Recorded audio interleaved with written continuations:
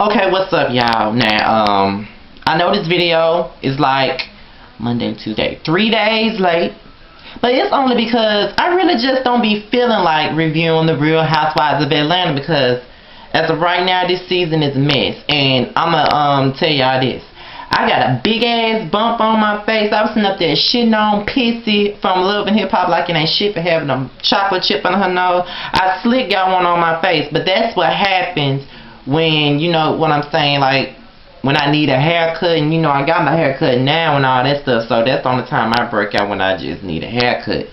But this chocolate chip will be off my face, but she can't get rid of hers unless she gets some money. But yeah, this is the Real Housewives of Atlanta episode 4 review, and it's probably gonna be short and sweet because even though like the first 3 episodes were sleep inducing, but this one was a little bit better, but it's not enough for me to just go ham on because there's a lot of things that I really don't care about that happen in the episode. Like I really don't give a damn about Sheree building that house that she don't have the money to build. I really don't care about that. I really don't care about Krim and Croy. They are so boring.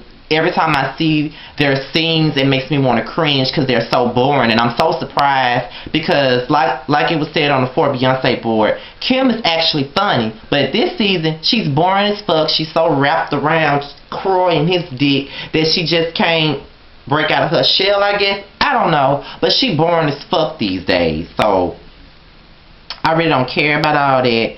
But let me just get to what is really worth speaking on. I know I'm gonna miss some shit, but whatever. Peter and Mallory's fight at the beginning of the show, I just honestly think that I'm looking at it from 2 different angles. Cynthia, you were calling your sister, acting like you was about to kill. Like, a lot of people think that Mallory needs to stay out of Peter and Cynthia's business, which she does. But at the same fucking time, when you got Cynthia calling her, talking about her marriage problems or whatever, and then, you know, Mallory sitting up here, excuse me, y'all. Mallory sitting up here, you know what I'm saying, worried because, you know, Cynthia crying her on the phone, acting like she about to kill herself. So as a brother, if my sister were calling my phone talking about her husband and all this stuff, she sound like she about to commit suicide or some shit, then hell, I'll be worried too. That's my fucking sister, and if a nigga that she marrying fucking her over, I'm gonna have something to say about it, and that's just what it is. True enough, it's not my business, but I'm not gonna like the motherfucker. That's just what it is. But I just feel like this, Peter, you mad at the wrong bitch. Don't be mad at Mallory, be mad at Cynthia. And Cynthia want Mallory to stay out of her business. Well, if you don't want Mallory in your fucking business, then stop talking about your marriage to her. I mean, that's just the bottom line. She won't have shit to say if you won't talk about it. Stop talking about your marriage and just shut the fuck up, and maybe she won't be in your business. That's all I'm saying. Then, Phaedra apologized to Kim about the whole fight with Apollo and Peter, and nonetheless, Phaedra did start that, and it was more so fitting for her to apologize. But I think that Cynthia should have apologized to her too, because, you know what I'm saying, Apollo wasn't the only motherfucker at the baby shower acting a fool. It was also Peter's black ass that was acting a damn fool as well. So Cynthia should have apologized for her husband too, but whatever. Of course she not. And she also gave, you know, Kim a gift, and that I thought that was very sweet gesture. That was very sweet of Phaedra to do that. You know what I'm saying? Because her husband and Cynthia's husband did kind of turn that damn baby shower to the hood, so it was fitting that she apologized. Candy's dilemma with inviting the 2 cliques. And a lot of people think that Candy's being messy and da-da-da-da-da. In some ways she is. But I'm going to tell you like this. When you're friends, when you're in a circle and you're friends with everybody, you are going to get sucked in somehow, some way. No matter how hard you try to stay out of shit, you're going to get somehow, some way sucked in it. And that's just real talk. No matter how much you stay away from the drama, or try to stay away, somehow, some way, with you being the middleman in the situation, you gonna get fucked up. You know what I'm saying? You gonna get fucked up. And the way I feel about it, you know, Nene always talking about the other girls be talking about her. But you know what I'm saying? The way I feel, they all talk about each other.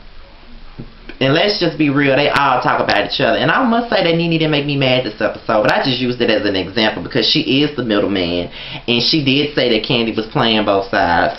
But like I said, I'm not making excuses, but I just think that when you are the middleman, it's always a hard thing to do. Like, you don't know what to laugh at, what not to laugh. You know what I'm saying? It's never a good situation to be the middleman. And, you know, you got to let them know, like, when she was looking at the venue for her party, and she told Phaedra and Sheree that Nene was going to be there. You know, they had their side remarks, and she laughed at it. Of course, when she told Nene that Phaedra and Sheree was gonna be there, she made her side remarks and she laughed at that. I mean, I don't know, maybe she shouldn't laugh, but I mean, like I said, I've been in so many situations where I was the middleman in the situation, and I'm friends with both sides. And then you always feel like, what do I do? You know what I'm saying? So I'm not making excuses for her because I think that Kandi should do a better job at, you know, restraining herself from the bullshit, but it's always going to be a difficult and tricky situation when you are the middleman out, and that's just real talk. Then you got Nene telling Cynthia that her and Greg had sex, which was a god-awful sight to see. I don't want to think about Greg getting it in. Next subject. Like, when we got to Kandi's birthday party, Lawrence looked like that damn Tweety Bird from Looney Tunes with that bullshit blonde shit in his head. Now, I actually like Lawrence on the show because he's funny, but that motherfucker be doing too much sometimes. Like, he looks straight up like fucking Tweety Bird with that shit stuck up in his head. He need to stop sometime. And the group division at the party, you know what I'm saying? Now, y'all can say what y'all want to say. You know, Nene walked over there and said to Kandi, did they tell y'all we got a friend contract? And, you know, they were laughing and stuff. And, you know, Phaedra was saying they should be grown women about it or whatever. But, you know, that's just what it is. And I know that was a terribly tense situation for Kandi with her being the middleman out. And then Phaedra brought the stripper. And I must say that the stripper did go a little bit too far, giving herself head and stuff. Now, that was just too much, but I'm not even going to speak on it too much. As far as the state of the Real Housewives of Atlanta, this fucking season 4 has been very disappointing. I know we just on episode 4, but just by the looks of it, it's very boring. It's just as boring as last season was. And basketball-wise, Miami is going to shit all over them once again.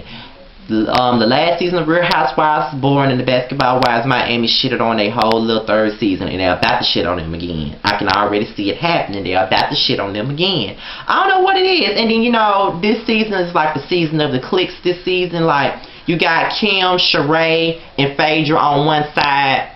You got Kandi being the middleman, and then you got Nene, Cynthia, and the new bitch Marlo. They're going to be in the clique. And I just feel like the dynamic of the cliques makes it, with Kim and Nene refusing to take with each other, it makes the whole dynamic of the two cliques very dry. Because as much as whether Nene and Kim were friends or whether they were battling it out, to be honest with you, and as much as I love Kandi, Kim and Nene were the show when they were taping together, whether they were beefing, whether they were friends. They were the show. And now that they're not taping with each other, it makes it all dry.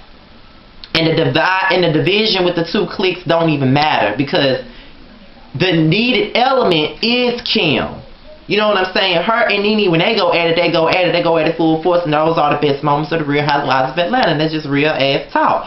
So with Kim and Nene not filming together, that makes the whole division of the cliques very dry to me, and it makes me not want to look forward to it. But we'll see what happens. The recurring housewife Marlo will be making her first appearance on episode 5, and she's already a hood bitch to me because I've seen several mug shots of her ass on the internet, and I can't wait to see what she brings to the table. I also want to say that I forgot something. It's just me and Peter look very much excited to see Ridiculous up there slinging his shit around, or when he gave Lawrence that fucking compliment.